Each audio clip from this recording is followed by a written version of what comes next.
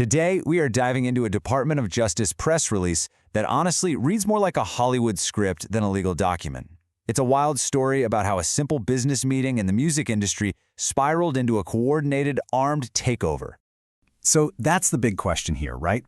How does a conversation about a contract escalate so dramatically that the FBI gets involved across multiple states?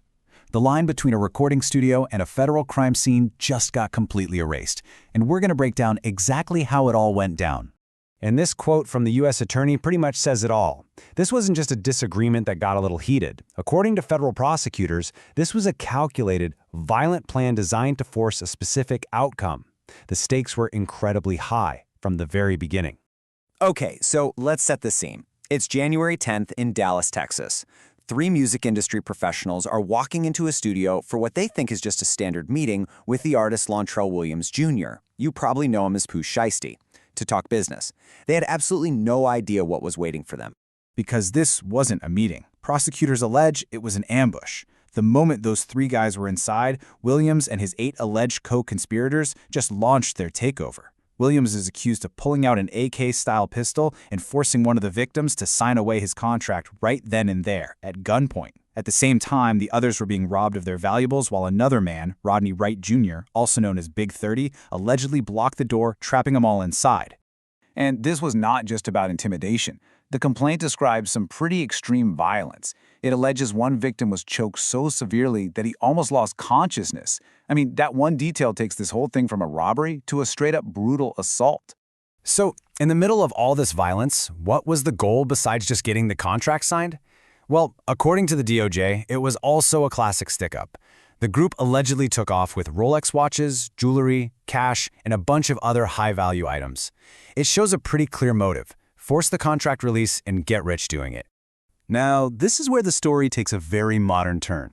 The same people who are allegedly so brazen and violent in person, well, they apparently made some huge mistakes online. They left a trail of digital breadcrumbs that led investigators right to their doorstep. This part is just staggering. The official complaint says that only hours after this violent takeover, some of the defendants were already on social media, posting photos and videos of themselves with what looked like the stolen jewelry. They were essentially creating their own evidence for the prosecution in public. And things get even worse for the alleged ringleader, Lontrell Williams Jr. See, he wasn't supposed to be anywhere near a crime, let alone a gun. At the time of this whole incident in Dallas, he was already on home confinement for a completely separate firearms conviction. The rules for him were simple: no crimes and definitely no guns. Investigators allege he broke both of those rules in the most dramatic way you could imagine. And that ankle monitor was just the start. Investigators put together a mountain of evidence. They used the monitoring data to place Williams right at the scene. They had cell phone records and license plate readers tracking the group's movements all the way from Memphis. They pulled rental car receipts, surveillance footage, and even fingerprints from the scene. And of course, there were those social media posts.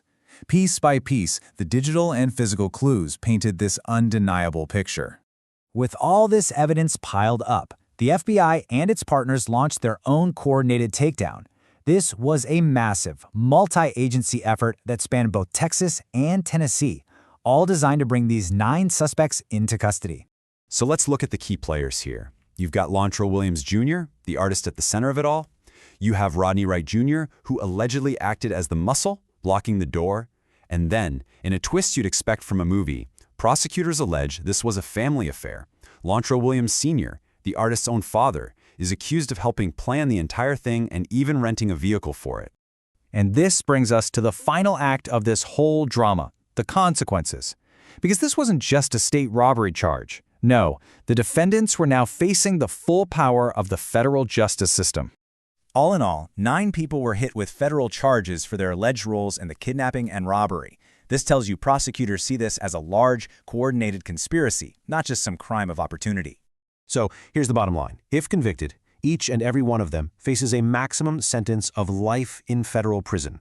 A business negotiation gone wrong could literally cost them the rest of their lives. Now, of course, it is critical to remember that a complaint is just an allegation, and every defendant is presumed innocent until proven guilty in a court of law. But the potential outcome here is as serious as it gets. Which really leaves us with this final thought. This whole case is this fascinating paradox, right?